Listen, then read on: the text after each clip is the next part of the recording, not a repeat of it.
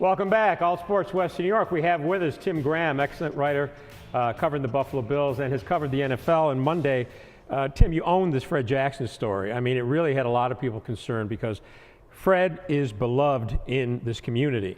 And the irony to me was Sunday he was involved at Garth Brooks' Camp for Kids out at the AdPro training facility with Thurman Thomas and Jim Kelly and Kim Pagula and Garth Brooks and everybody else. And I thought, to represent the team on Sunday and to get cut on Monday, that's a heartless thing to have happen. But Fred Jackson staying put. Yeah, the Buffalo Bills, their front office got together and reconsidered a decision that had all but been made in the days prior that Fred Jackson was gone.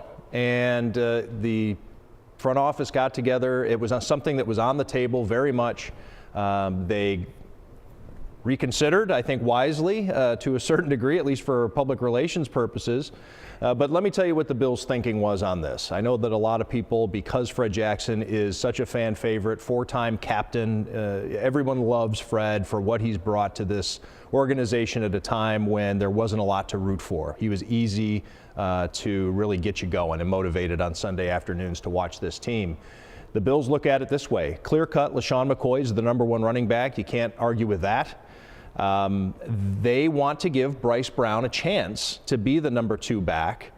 The #3 running back on any football team really needs to be able to play special teams, and Fred Jackson doesn't do that. So now you're looking at Fred Jackson possibly being the #4 back. The Bills are interested in Bilal Powell, bringing him in from the New York Jets, where he played with Rex Ryan. So those are 5 running backs right there. Where does Fred Jackson fit in? And at $2.75 million on the surface, it's actually seems to be a prudent football move to say goodbye to Fred Jackson, spend that money somewhere else. But as we both know, Fred Jackson is more than a football player in Western New York.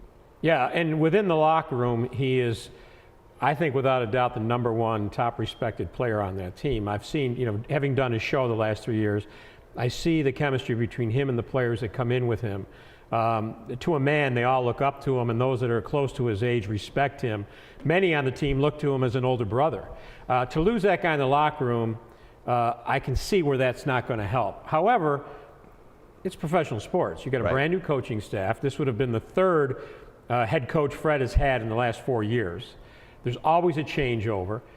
And let's say this, Tim, the fact that they kept him on Monday doesn't mean at the end of training camp he's still on this roster. You're absolutely right. Or even before they get to training camp, who knows what becomes available. The Bills have been pretty dynamic in all these various moves that they've made. Maybe there's another running back comes on the market that they say, we need to have this guy, and he provides a little bit more versatility. But I did a story, and you mentioned about the leadership in the locker room. I did a story on Fred during last season, and the title was Why Buffalo Loves Fred Jackson. And I talked to Kyle Williams about it, Kyle Williams himself a captain, about Fred's leadership. And the quote that he gave me was along the lines of, when I fill out the ballot for us to determine who our captains are going to be, it begins with Fred Jackson, and then you figure out the rest from there. So even though there are multiple captains on that team, Fred Jackson is the beacon, the guy that they all come to. He establishes hard work, the storyline. Everybody in the locker room knows and marvels and and very much admires Fred's backstory of Division III. Didn't even start his senior year in high school. I mean, this is a guy who's come a long way, and his story brings a lot. It resonates.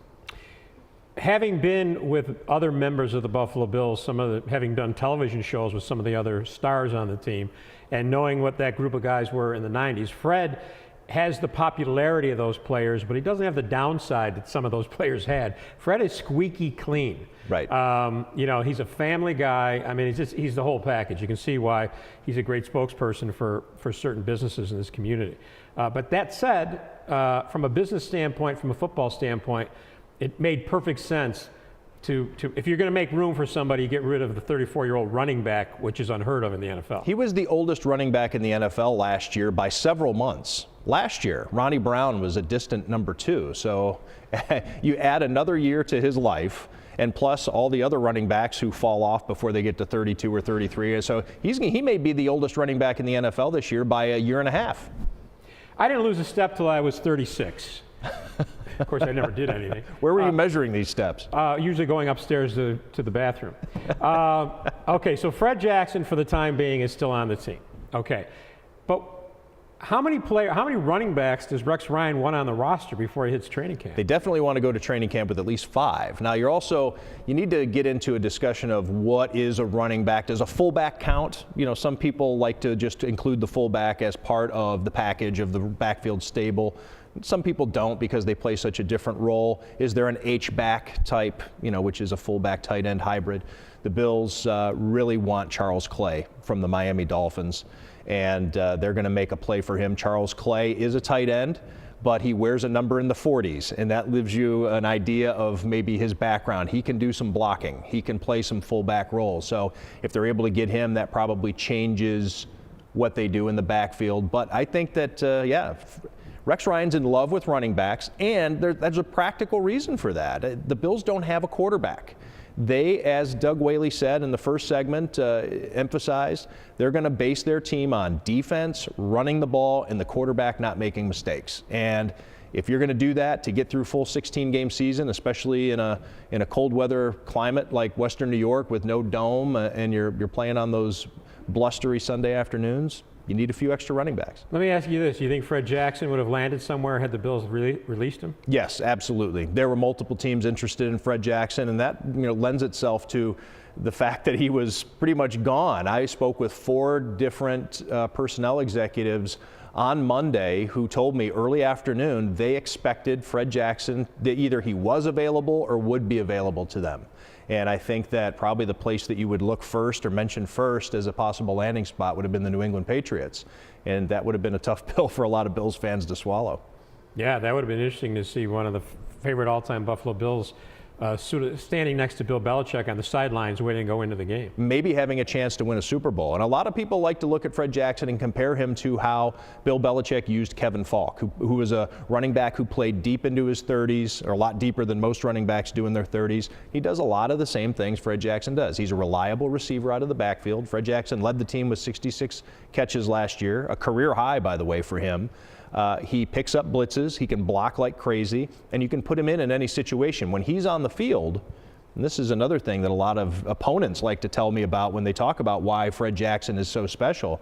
When he's on the field, you don't know what the Bills are going to do with him. When C.J. Spiller's on the field, he's not blocking anybody. It's probably, that they're going to find a way to maybe get him the ball. But when Fred Jackson's on the field, the entire playbook is wide open. And to take a page out of Wade Phillips' book, Fred is also a punt catcher. That's right. I forgot about that. Not necessarily a return man, but they put him back there in key situations to catch the punt. Fred wouldn't appreciate me saying that, but that's just the truth. We'll be back. More with Tim Graham. We'll be talking free agency right after this.